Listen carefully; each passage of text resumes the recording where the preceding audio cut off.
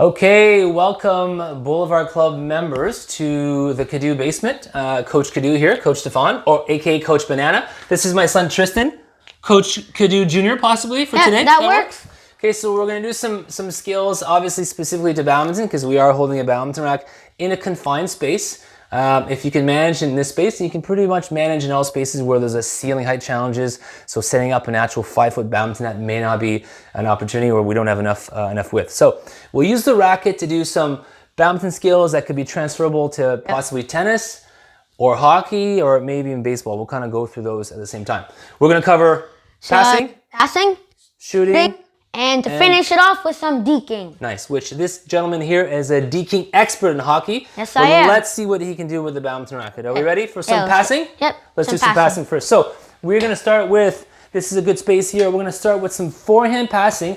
Now let's kind of just address the different progressions. So if you were a kid that was 3 or 4 or 5, which you are not obviously, we would start at a very short distance, all right? Go ahead. So really important that our grip's nice and loose. And what we're going to try to do here is have our strings facing the target for as long as we can. We call this lengthening the hitting zone, which again for all racket sports is fairly common knowledge. And we're going to develop having this nice control. Now again, this is plenty of distance for young kids, okay? As we get into like kind of age 3 and 5 or fundamentals group, as we get into the age 6 to 8, again, kind of staying consistent with our long-term athlete development here, age 6 to 8, we start to increase the pace and the distance of the shot. Okay, nice and relaxed. Again, we want the wrist laid back so that later on we have the ability to last second kind of accelerate for our shot or for any of the racket skills that we're doing. Okay, again, now you can continue to increase the distance. Yep, now 9 to 12. Ages 9 to 12, our skill development group. Now we're going to get into passing the ball with a bounce to start with. Okay, here we go. Nice bounce. Catch it, accept the shot like you're catching a ball with a baseball glove. Probably easier to do this with a sideways position. Okay, back and forth. This is too easy for Tristan, so now we're going to take away the bounce. Are you ready? Yep. Very similar to catching the badminton shuttle. I would say more challenging because there's more weight. There's a lot more weight in a tennis ball. Ooh. Off the ceiling. That was on purpose, right? You did that to show our fans, our many millions of subscribers, that even if you hit the old ceiling, you can easily recover. Folks, everything you're seeing is rehearsed. There are no unpolished skills or mistakes here. Here we go. Again, a couple more passes. And again, you can increase the distance on this one. Good to go. Okay, back inside. Okay, so now we're going to shift our grip to the back, so our backhand grip. Here we go. Nice easy passing. Now, you could potentially add a step if you wanted to. Really up to you. Nice easy distance. We're kind of at our age 6 to 8 distance here. And again, you can increase the pace. You could time this. You could have the kids, how many passes can they do in 10, 15, 20, 30 seconds and go from there. All right, so let's work on our passing now with the bounce. You'll notice the backhand is a lot harder, especially when you get a bad pass like that. Here we go. Now we've changed our grip a little bit. The thumb is no longer in the back because we need to have our racket facing more upwards than forward. Okay, are you ready to do it without a bounce? Yeah? Yep, I'm ready. Without a bounce. Again, if this doesn't work, that's fine, don't do it. Or at a bounce. Here we go. Okay, so obviously we're developing our hand-eye here, having some fun. We have a TV over here that we're hoping not to hit. We only hit that TV, what, 2 or 3 times a day? So pretty good. Which is why I never buy a really high-end TV in the basement. Okay, passing's looking good. We're gonna move on to some shooting. We've got our secondary net. Now this studio was especially designed for playing sports and for playing sports like hockey and now whatever we call this hybrid of badminton and hockey. So we've got this net here set up for your viewing pleasures. Tristan, show us a nice, easy, basic shot you would have at a younger age. Yeah, 3 to 5, just be little, like not good. So keep that wrist laid fast. back. Longer hitting path. There we go. Second shot. See that longer hitting path. Very good. Very nice. It's got a nice follow through towards his target.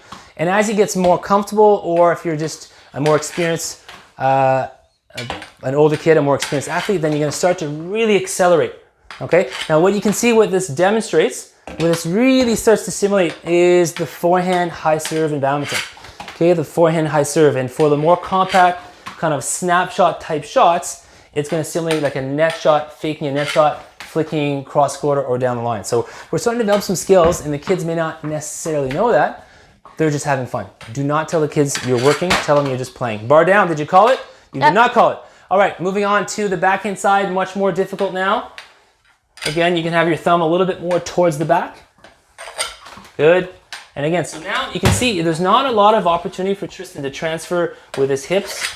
It's really generating a lot from his form. So we're building the form muscles, we're getting stronger. Again, tennis balls, we're using some kind of slightly depressurized tennis balls, just so we don't damage the basement as much. We have made a lot of damage up to this point, so we've learned our lesson. You can use a regular tennis ball. If you don't have any balls, use your dog's toy. I don't know, maybe just not the hard rubber. Or your cat's toy. Use cat's toy. I'm allergic to cats, no. You could use shuttles for a lot of the drills we're doing, but we don't want to assume that you have shuttles, so everyone should have balls. Shot, here we go. Yeah, and this is the most advanced, you go. Not enough pace. Okay. All right, shall we move on to, and the racket's broken. Shall we move on to some deking? Sure, some deking. Do you want to use cones, or should we use something else for? Or some paper towels? Paper towels. You weren't sure what that was called, were you? You could, if you don't have cones at home, you could use toilet paper, because we know you have toilet paper. Hopefully you're not that person that has gone to Costco and bought 6 packages. We're going to use some paper towels here because we are innovators. In the Cadieux basement, we are innovators, plus we've got a little more height. All right, so Tristan's going to start. I will attempt to follow him. Some simple deking. Then you take the shot on the net that you set up previously. So again, limited on space, so we're going to hang out on the left side of the cones. In this case, paper towel, couple deeks, off you go. And then we could obviously do it in different positions. Do a little circuit here. You can time your kids every time they get the ball into the net. They score a point. Oh, top shelf. Now we're going to go on the right side and finish off with a backhand shot. Nice. Again, the backhand's always more difficult, but a good skill to have for all racket sports, even for hockey. Here we go.